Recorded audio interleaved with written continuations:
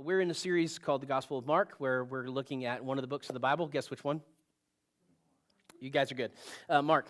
And so go ahead and turn there if you have a Bible. We're going to put this on the screen for you. If you do not, if you don't own one, we would love to give you one. I had the privilege and pleasure of giving a Bible out a couple of Sundays ago to a young man who wanted one, and it's great. We love that. That's like my favorite thing that I ever get to do is give people Bibles, other than like actually see someone changed by the gospel.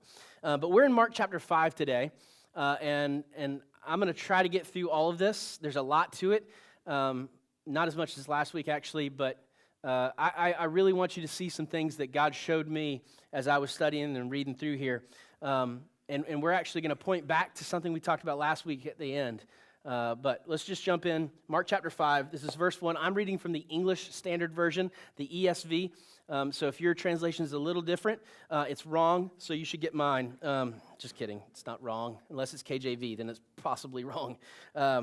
It's a really, I'm not hating, I love Shakespeare, but the KJV, I understand it's flowy and beautiful and poetic.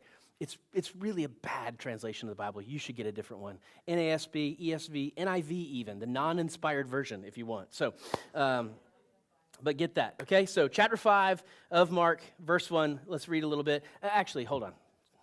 Don't you love when I do that? ADD preaching. As I mentioned a few weeks ago, Mark's gospel, we believe, is primarily, if not exclusively, written to a Gentile audience. And just to debrief, real quick recap, a Gentile is anyone that's not Jewish. Anybody that's not Jewish. And there are several reasons we mentioned a few weeks ago why we think that. But in our section today, in this chapter, you're going to see clear reasons why we think this. In each of the sections of this chapter, there is something that is jumping off the page that a Jewish audience would find repugnant.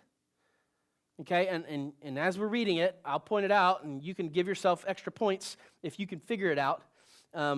Some are very obvious, some are not so obvious.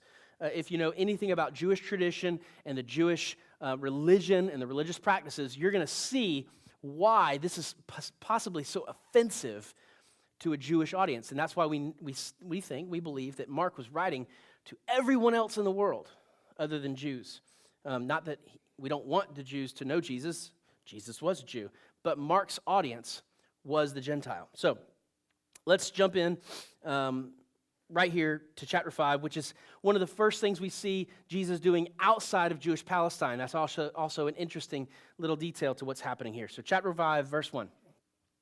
They came to the other side of the sea, to the country of, and this is a very weird word, and there's a whole lot of debate about where this actually happened, and so you don't need to get too caught up on what this word is, Gerasenes.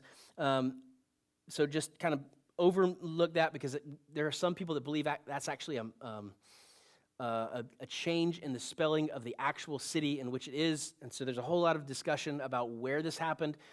But what's important is that it was by the sea. These are the disciples, Jesus and the apostles. And verse 2, and when Jesus had stepped out of the boat, immediately there met him out of the tombs a man with an unclean spirit. So there's some kind of graveyard, some kind of tombs. They don't have a graveyard like you and I have a graveyard, but they have an area designated for the burial of bodies. And so this is a very, very desolate place. It's not a lot of people. And out of this, as soon as they step out of the boat, this guy with an unclean spirit out of the tombs comes to him. Verse 3, he lived among the tombs, and no one could bind him anymore, not even with a chain.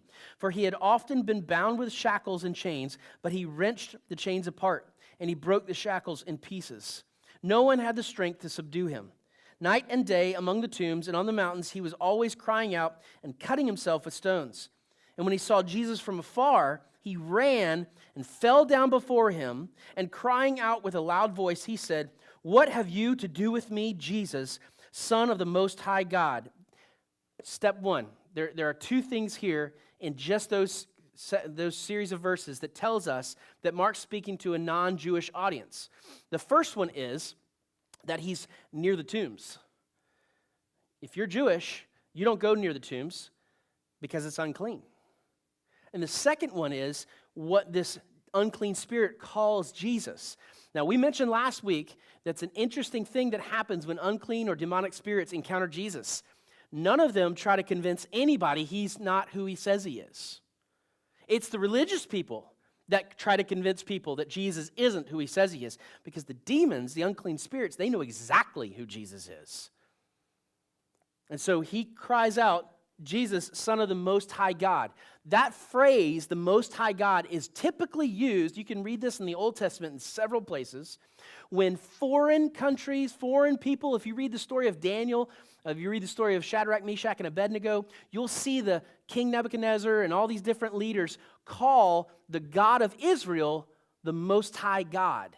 Because they believe there are other gods, but they have this reverence and this understanding that the Jewish God, the Trinity, is the Yahweh is the Most High God. And so that's another clue that tells us, oh, he's talking to people that aren't Jewish here. So we'll keep reading. I adjure you by God, do not torment me. This demon, this unclean spirit is begging Jesus not to torment him. I just think that's funny. When I run into my enemies, actually some of them beg me not to mess with them.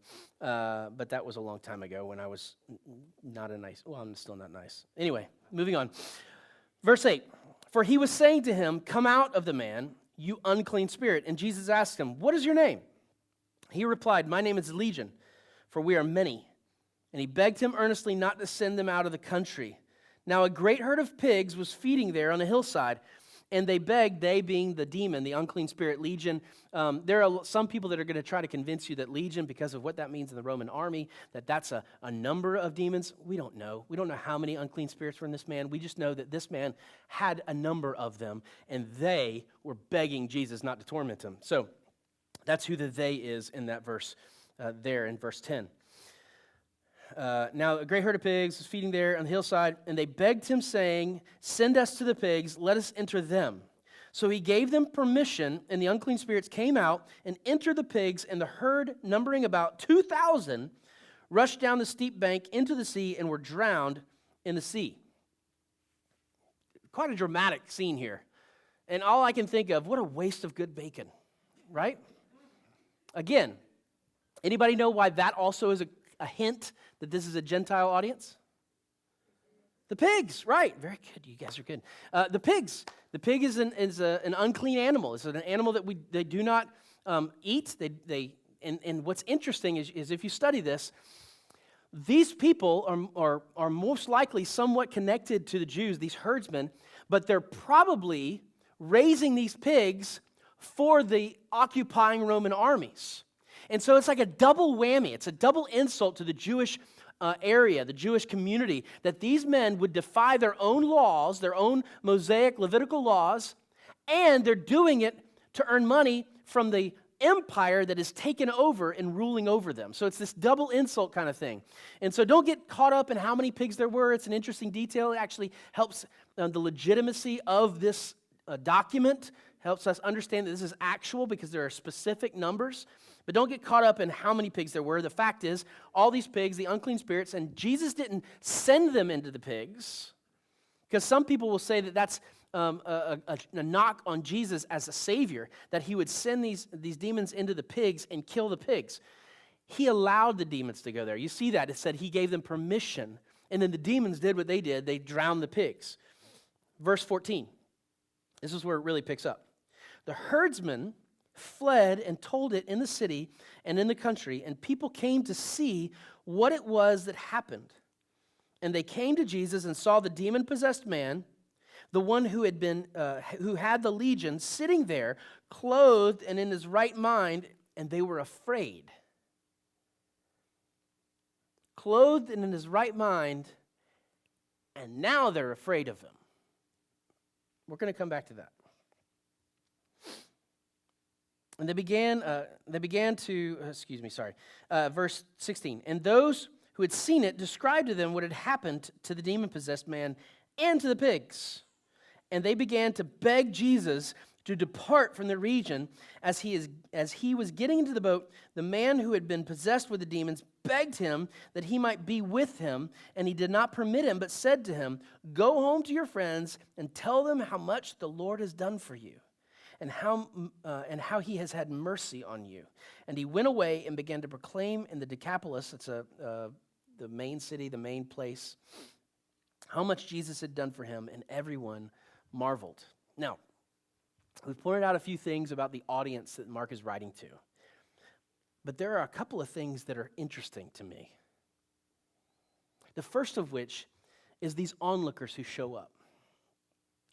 Now, unlike the woman at the well, if you're familiar with the story of Jesus encountering the Samaritan woman at the well, and he tells her about her past, and she goes and tells everybody about it and says, come see this man who knows everything, told me everything about me, and they come to see him. The herdsmen were not excited about Jesus.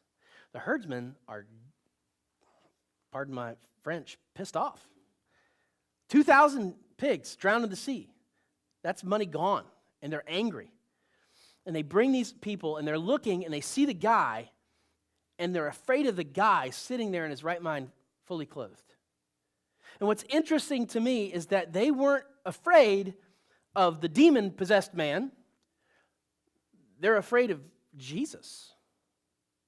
They're more afraid of Jesus, who has healed this man, than they were of the demon that was breaking shackles and chains. I think it was because they were afraid of the impact that Jesus was going to have on their personal economy. And we talked about that a couple weeks ago. How most of us aren't necessarily standoffish from the gospel because of the truth of the gospel. We're standoffish of the gospel because of how it might impact our lives. We don't want it to mess up our thing. We don't want it to mess up our flow. That's why some people aren't going to think twice about serving in this church, because it's going to mess up their schedule. It's going to mess up their routine. It might require something different from you. They're afraid of Jesus. And they're afraid of the man who's been cleansed by Jesus more so than the demon. And the other detail is that they care more about this herd of pigs than they do about one single human. And as we read this, that just sounds so ridiculous. But I think we could take a lot from that and apply it into our American culture today. We care far more about our finances, our nest eggs, our capital assets than we do about the men and women who are suffering around us on a daily basis. One writer, J.R. Edwards, puts it this way. He says, in the eyes of Jesus, the rescue and restoration of one person is more important than vast capital assets. Compared to the redemption of a human being, the loss of the swineherds, considerable though it is, does not rate mentioning. I don't know what the going rate for a pig is. I don't know what it was in that time. But I imagine that 2,000 adds up pretty quick, especially for a poor agrarian culture. But it doesn't even compare to this one person in the eyes of Jesus. And we see this in the teachings of Jesus. We see this throughout the scripture, that how much more valuable are you than a sparrow, yet God knows each and every moment of a sparrow's life. How much more valuable is one person to the Lord Almighty than any other thing on this planet that He's created? Yet you and I, on a regular basis, value assets and cars and houses and jobs and memberships and clubs and sociological connections than we do the people that live and breathe right around us. And I'm right there with you. Does your heart turn when you see a homeless person? Is there anything that pulls on you when you see someone who's down and out? And I don't mean just a tragedy of one of your friends. I mean someone that you don't know that is having a hard time. Is your heart stirred at all? Because most of us, it's not. Now, in this next section, we see something that Mark does a couple of times. This is the second time he's done this in his storytelling. It's called, in commentaries, it's called the Markan sandwich, which anything to do with food, I'm locked in, I'm there, because I love me a good sandwich. So what Mark does in his stories, he did this in chapter 3, he does this now in chapter 5, is he takes one narrative and inserts it inside another narrative. We saw this in chapter 3 when it was talking about Jesus' family. Remember in Mark chapter 3, his family thinks Jesus has lost his mind, and they get mad, and they decide to go see him. And then we hear this other story, and then it picks back up, and they're outside the house. They refuse to go in. They send a message in and tell them to come outside. Well, here in the second part of Mark chapter 5, we see another Markan sandwich, and we see a story that starts, another story that happens, and then the rest of the story. And so that's kind of a style that Mark uses. It's not, we're not really sure why, but it's something he does. And so I say that just so as you read through here that you don't get thrown off by, wait, I thought we were talking about this, and now we're talking about this person. Is it connected? And we're not sure. It seems like it's somewhat connected here in chapter 5, but let's jump in and read the first part of story A in this sandwich here. Verse 21. And when Jesus had crossed again in the boat to the other side, a great crowd gathered around about him, and he was beside the sea. Then came one of the rulers of the synagogue, Jairus by name, and seeing him, he fell at his feet and implored him earnestly, saying, "My little daughter is at the point of death. Come and lay your hands on her so that she may be made well and live." And he went with them. Now, that's a big deal. Because the ruler of the synagogue is the Jewish place of worship. For the ruler, and most scholars think that it wasn't like a priest, it wasn't a rabbi, but it was possibly a layman. Like, think in our context, maybe a deacon kind of thing, if you're familiar with kind of the way churches are built. Someone who's in charge of helping make sure buildings are taken care of, maybe helping with finances, helping with just the organization of people. But that's who this guy is, but he is pretty high up in the social ranking of the people who are part of that community of faith. And this guy comes to Jesus, who has been chased out of towns by other Jewish leaders. That tells you the desperation that's in this man. That he's at his wit's end. That he would come to any hope that this man, this supposed rabbi, could heal his daughter. And I think we've all been at that point maybe with someone in our life. We've all experienced the circumstance that we would go to the ends of the earth. We would do whatever is necessary. I remember when Declan, our youngest, was having like earaches and ear infections over and over and over. And finally, I went to my lowest of lows and said, "Fine, we will try essential oils. We will try this witchcraft that all these suburban housewives are selling." One of my favorite shirts was a guy who had a shirt on and had this giant blood stain, and it said, "Don't worry, my wife has an oil for this." I just love it. And we did. I mean, and to this day, like, we still do the stupid little roller ball on the ears, and we do the thing on his back, which, what the heck does that do? And the thing that helps him, which is pretty much just vapor rub in a different form. And so I'm not saying it's actually voodoo or witchcraft. I just think it's kind of silly because I'm an old fogey, and I'm getting very, very... I'm just becoming an old crotchety man.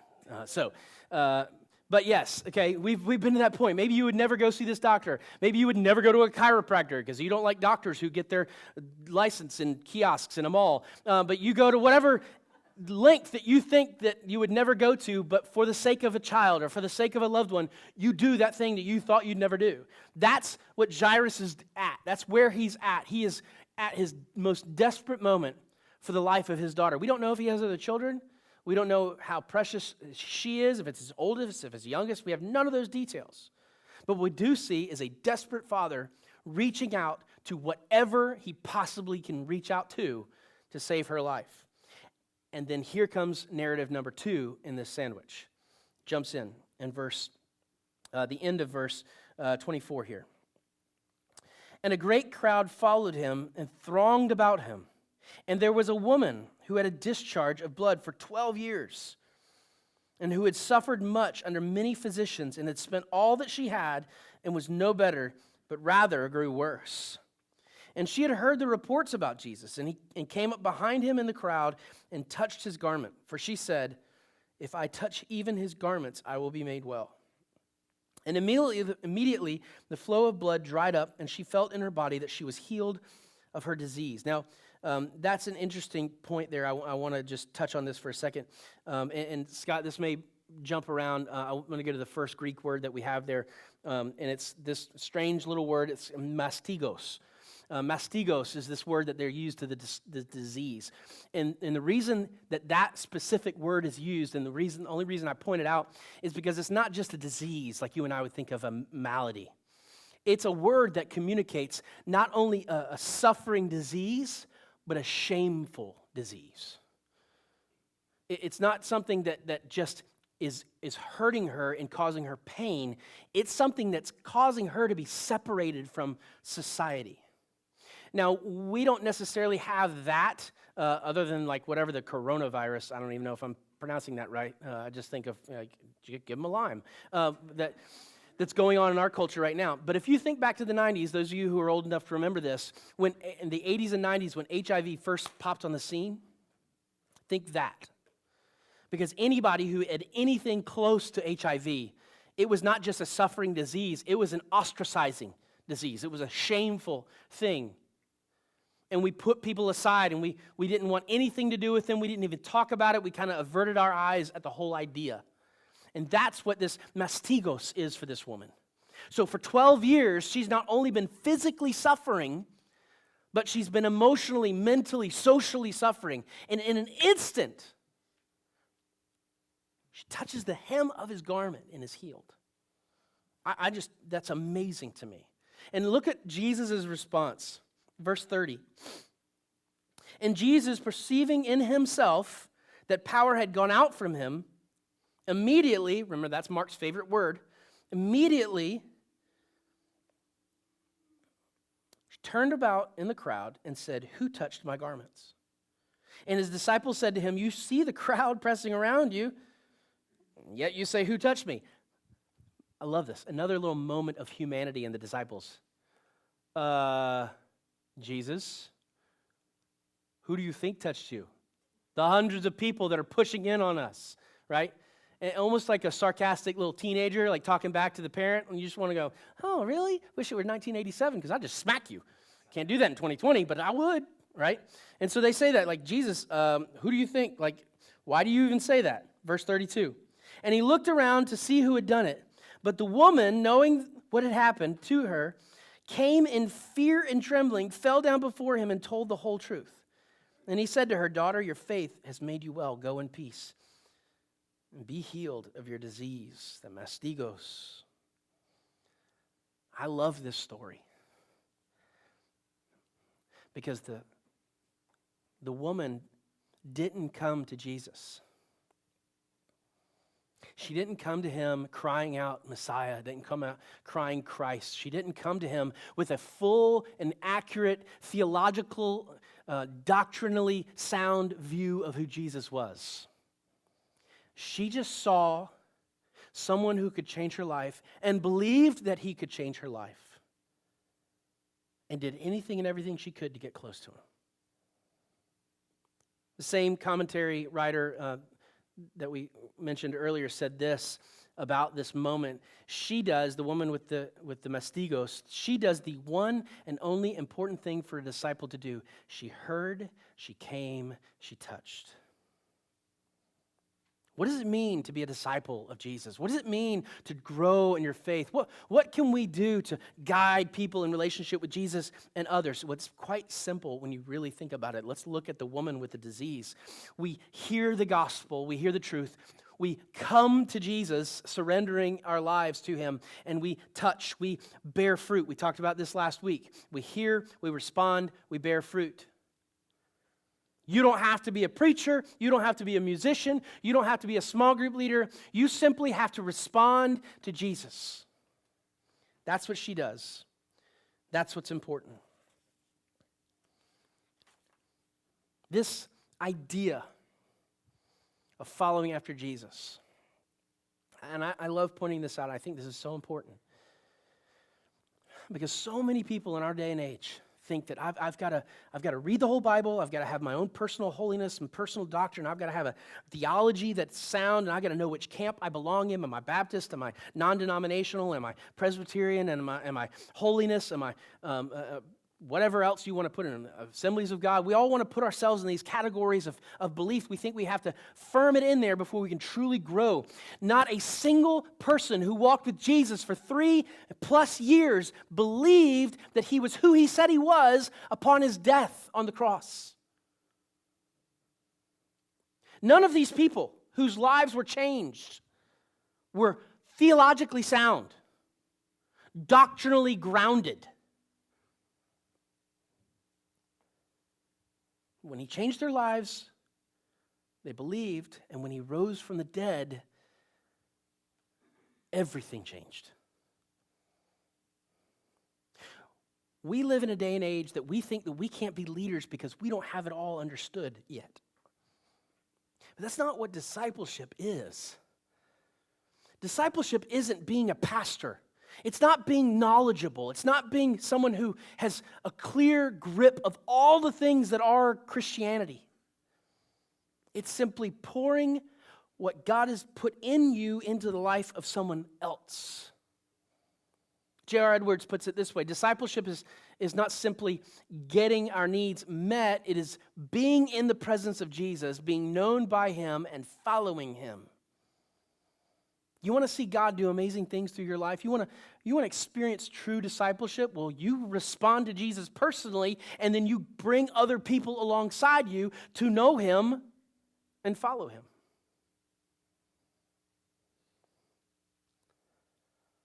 You got people in your life that you could be discipling right now. You got time for a coffee. You know how I know you got time? Because you have a Netflix account. You got time. I got time. I'm busier than I've ever been in my life. I have 4 kids, for Pete's sake. What were we thinking? I got time. Because aside from loving my wife well and raising my children, the most important thing I can do in this life is bring people to Jesus, whether I have it all together or not. That's what she does. Verse 35, we go back to the story with the synagogue ruler. While he was still speaking, there came from the ruler's house some who said, "Your daughter is dead. Why trouble?" And that's in quotes, interestingly enough. It's not in quotes, but there's some references to it. "Why trouble the teacher any further?" But overhearing what they said, Jesus said to the ruler of the synagogue, "Do not fear, only believe." And he allowed no one to follow him except Peter and James and John, the brother of James. They came to the house of the ruler of the synagogue, and Jesus saw a commotion. People were weeping and wailing loudly, and when he had entered, he said to them, "Why are you making a commotion and weeping? The child is not dead, but sleeping." And they laughed at him, which I think is interesting. And I've always thought it was weird. How can they go from weeping and wailing because the child's dead and then laughing at Jesus? Well, interestingly enough, there are some Jewish protocols. There are some Jewish processes in grieving that you can actually, and you're supposed to, if you don't have enough people in your circle of friends and your family, you actually hire professional grievers. What an odd profession that is. Although I met some people in my life that I think could be professional grievers. I call them Eeyores. You know Eeyores? You have Facebook friends. You see Eeyores. Nothing. All they post is how awful life is and how nobody cares about me. Like, guess why you don't get invited to parties? Because they read your Facebook. Miserable person, right? Just put some flowers up there or something, for Pete's sake, right? Look outside. The sun is shining. But that's what's going on here. There are potentially professional grievers who are weeping and wailing and making this commotion to fulfill this law, this Jewish practice. And they hear Jesus say, "The child's not dead, she's only sleeping." And they start laughing at him. Laughing at him. But he put them all outside and took the child's father and mother and those who were with him and went in where the child was. And taking her by the hand, also a clue to the Gentile audience. Why? Because she's dead. Jews can't touch dead bodies. It's unclean. Taking her by the hand, he said to her, "Talitha kuma," which means, "Little girl, I say to you, arise." And immediately the girl got up and began walking, for she was 12 years of age. And they were immediately overcome with amazement, and he strictly charged them that no one should know this, and told them to give her something to eat. This moment where this synagogue ruler came to Jesus saying, my daughter's dying, help me, please, please, please. And the people come and tell him, your daughter's dead. Don't trouble the teacher anymore. There's almost a sarcastic tone to what they call him, teacher. And Jesus turns to them and he says, do not fear, only believe. Because in hopeless situations, we can trust in Jesus. Whatever you're walking through, whatever you're going through, we can trust Jesus in hopeless situations. He wants this man to believe, to trust, to hope when there seems no hope, to believe when everything else around him says not to. In this interesting little exchange that Mark records, he actually records this Aramaic word that Jesus used, these words in Aramaic that he uses. Now, just so you know, Jesus primarily taught in Aramaic. And the Old Testament's written in Hebrew. The New Testament is recorded and written in Greek, but the language that's used mostly in the speaking in the New Testament is Aramaic, so there was a translation that happened. But Mark records the Aramaic word, he translates the Aramaic word into the Greek word. And the word that I want to point out to you, it's another Greek word, it's hero, that he uses. This word means raise. This word in other parts of the New Testament, when it's used, is used specifically in reference to Jesus' resurrection from the grave. This is almost a foreshadowing of what is going to happen in the life of Jesus. He says to this little girl, raise, be saved, be redeemed from death, rise from certain ending, hero. Now let's recap for just a moment. Back in Mark chapter 4 last week, verses 35 through 41, when Jesus is sleeping on the boat and his disciples are freaking out, and they wake him up, and don't you care that we're about to die? Jesus calms the sea, and Jesus shows that he has power over nature. And then in the first part of chapter 5, we see that Jesus has power over demons. And now in the second part of chapter 5, we see that Jesus has power over sickness and death. This is a beautiful picture of the power of God in Jesus, the power of Jesus over all created things. And why is reading and studying God's word important? What on earth could a woman with a bloody discharge, with a man who lives in the tombs possessed by a demon, by a little 12-year-old girl who has died from some other kind of sickness, what in the world does that have to do with us in 2020? Why do I need to read this, Philip? Why does every preacher and every Christian tell me I need to study this? Because in a world of terror that we live in the world of unknown storms and whatever else might happen in nature, we can trust that our Jesus has power over nature. We can trust that he has power over the terrible things that we can't control. Why does this matter to us? Why should we study this? Because in a world where we have supernatural attacks on our lives, like a man possessed by an unclean spirit, things that we can't categorize, that we can't understand with science, but yet it terrorizes us, we can trust that God, Jesus, has power over that supernatural attack. And when so many in our lives are touched by sickness and death, when people are robbed from us, when their youth is robbed from them with sickness and death, when we ourselves are suffering in pain from these difficult things that we face, we can trust that Jesus has power over sickness and death.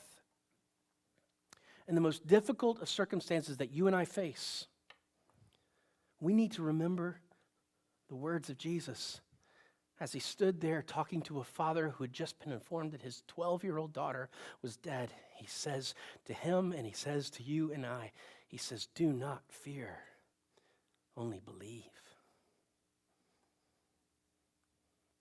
Church, I want you to believe.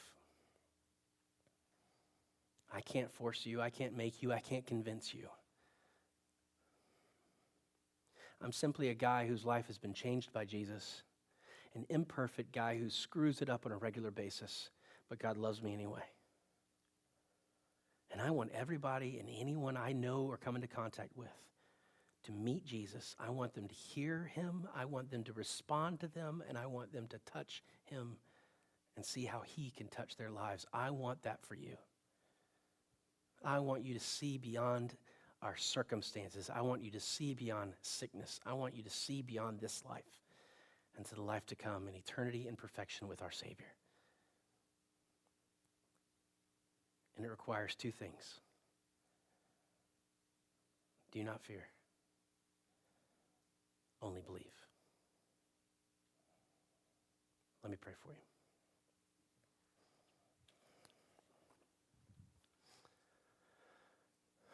Jesus, thank you, thank you, thank you, thank you, thank you for your word, for these stories that we can relate to, that we understand, that are relevant so many years after they happen.